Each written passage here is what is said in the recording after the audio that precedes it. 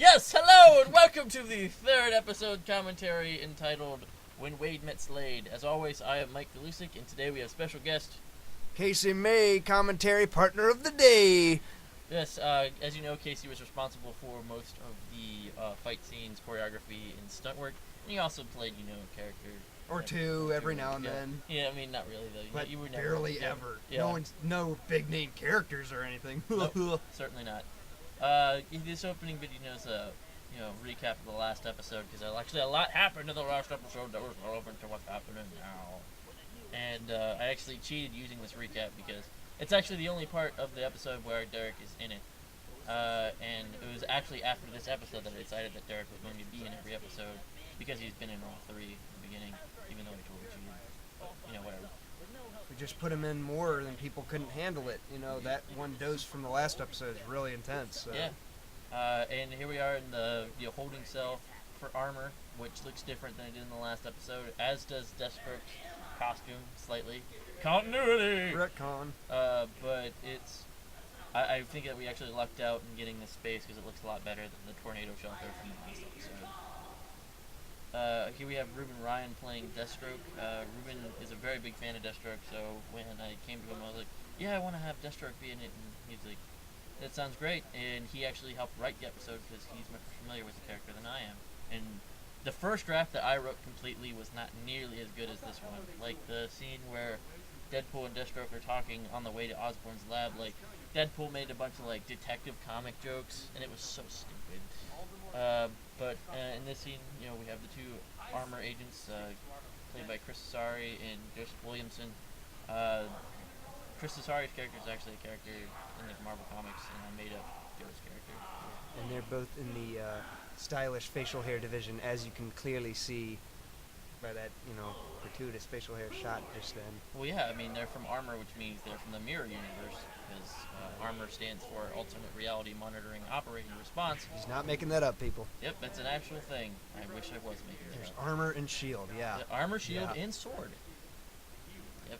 Can't make this stuff up, people. Well, I mean, you can, but... And they did, but, But they get paid for it. Yep. Yeah. I think that Ruben's costume looks pretty good in this episode. I think it looks better when Deathstroke comes back in season 2. But the biggest issue with the costume was the bullet belts.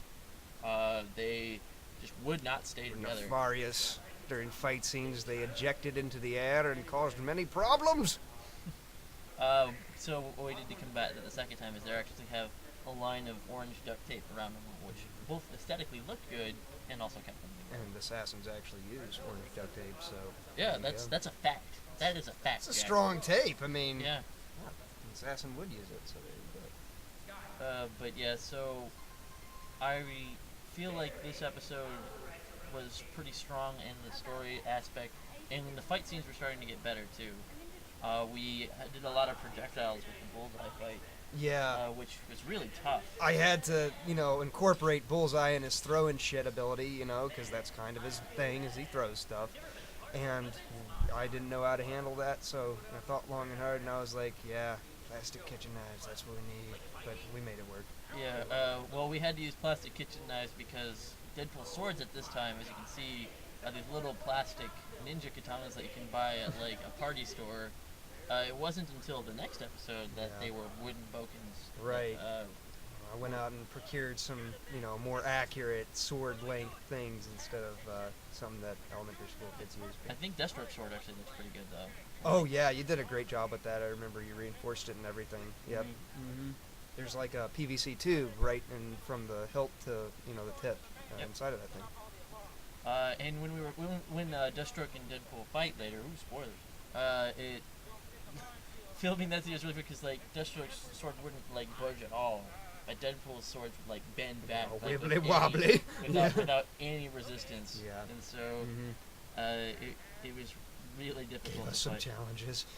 Yeah. Coming up, here's Casey's in the suit now, and I am actually playing Bullseye here. Bullseye was recast twice in this episode. Just people flaking out, and so usually when people flake out, I'm the person who has to, put on the additional costume and play a third character for the episode, So this was probably one of the most difficult fight scenes Yeah, for us to do. I can tell you, we have Mike in a second throwing these plastic knives. Okay, in those takes, I did it, but that took like freaking 40 takes to do that, guys. It was really hard. I had pantyhose over my face for the undermask to make the white eyes effect, and oh my god, like there's probably almost an entire separate reel of me just swinging these plastic swords at these little butter knives. Like, did I get it? So, And then we got it. We're like, yes. Oh, so happy. Yeah, right there we had a very Star Trek-esque camera effect there, where Deadpool's going over, getting blown up off He screen. shook the camera. And There the were camera's explosions. Shaking, you know. Oh yeah. I learned later how to do it much easier with After Effects and stuff like that. But for right now, it's The low budgetness gives it its charm, though. You know, Yeah. it's what got people roped in. I think. yeah, I think this episode was the episode that got people roped in. Probably one of my proudest moments is comicbookmovie.com, which is a pretty big website, found this video and they posted it and it was like, Deadpool versus Deathstroke might be the greatest idea ever. And that's how we got probably about 1,000 subscribers off of that. Was, this idea. This one still has some of the most views to this day. Yeah. That all of the single episodes do. I think this actually has taken the record for most views this episode. So as you see during this fight scene, it was one of the first ones that I'd ever drawn up a plan and sketches for the moves, you know, plotting out step by step.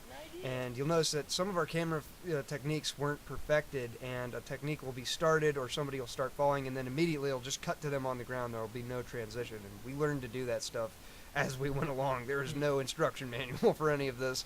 Yep. That's how you learn how to do stuff, by doing, you know. So I feel like this show was a huge learning tool for all of us, filmmaking Definitely. wise, you know, stage combat, film Absolutely. combat, you know. And this is one of the episodes that actually had superhero battles on it. Like, I tried to avoid superhero battles when I could because I didn't want fanboys to argue. So if superheroes ever did fight, it would somehow end up in a tie, or it would be Deadpool versus like some sort of unit of guards of humans or something. Because, you know, that's kind of the way it is in comics too. You know, it's like, yo, we're gonna fight about something. Oh wait, let's team up. You know, and so We've seen how nasty that squabbles on comments and YouTube comment sections can be, so, you know, we wanted to avoid that at all possible. Yep. And so yeah, that was the episode. Like I said, Ruben was a very intricate part of this episode. I really wanted him to be able to make commentary for this episode as well, but he's in Pennsylvania and it's kind of hard to get a hold of him. Hopefully we'll be able to get him Slaying the Amish. Hopefully he'll be able to get in for the Green Deadpool for season 2. But it was such a great time working with Ruben. Absolutely. He made the fight scenes go a lot smoother because he actually has some martial arts and stage combat experience. He's got a black belt. So there you go. It was, you know, I didn't have to show him how to do too much stuff, and he made the whole thing a lot smoother. So, you know, Ruben, when you're listening to this, shout out, dude. Made it a lot easier. Whoop whoop, whoop whoop, Ruben. Whoop whoop. Whoops from me too. Yeah, and I really feel like Tons of whoops. because he also helped write the episode. I feel like the post-credit sequence of this episode is one of the funnier ones, where it's like, yeah, here's what the conspiracy between the two of them was, and Deadpool still being an idiot, and Deathstroke's not gonna take it anymore.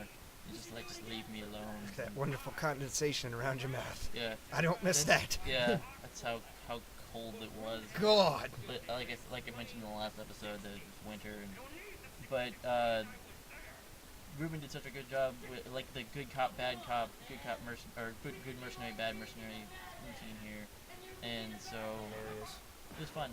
But yeah, thanks for listening, guys. Wu-Tang.